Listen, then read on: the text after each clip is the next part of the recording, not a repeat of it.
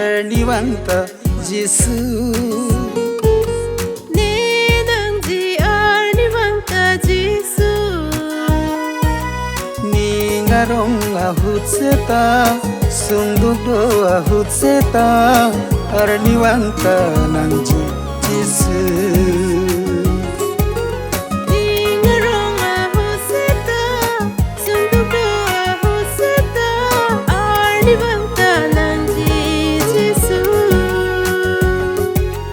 Arniwanta nangji Yesu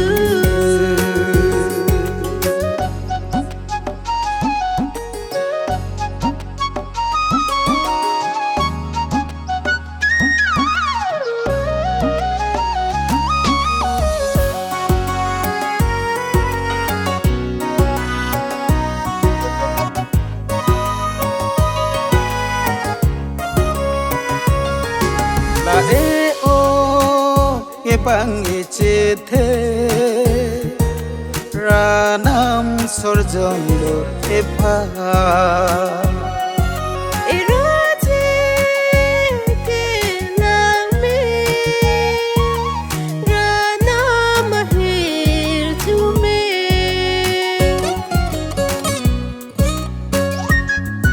La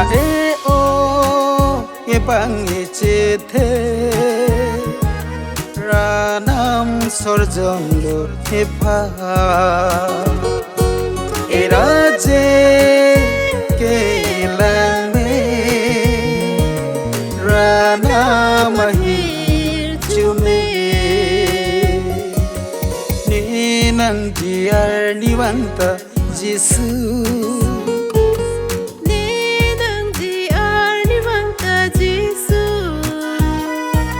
Ningarong ahut seta sungduk do ahut seta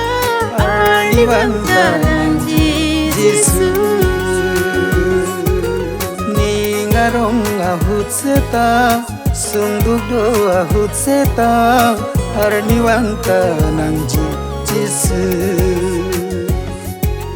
Arniwanta nangji Yesu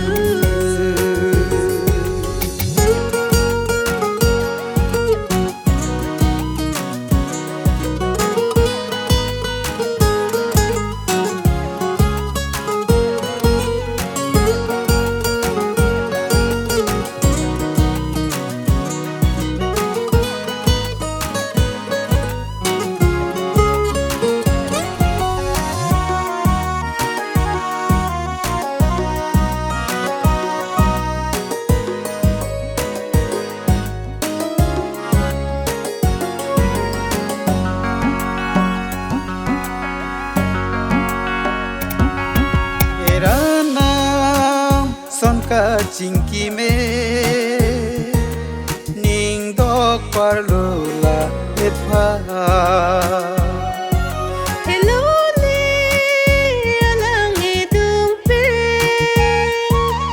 arjuli kardo mase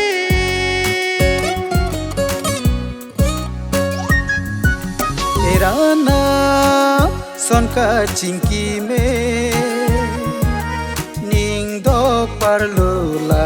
epha Hello le alangi dumpe arjuli kardo mase Ninangji arniwanta Yesu Ninangji arniwanta Yesu Ningarong ahut seta sungduk do ahut seta arniwanta nangji Yesu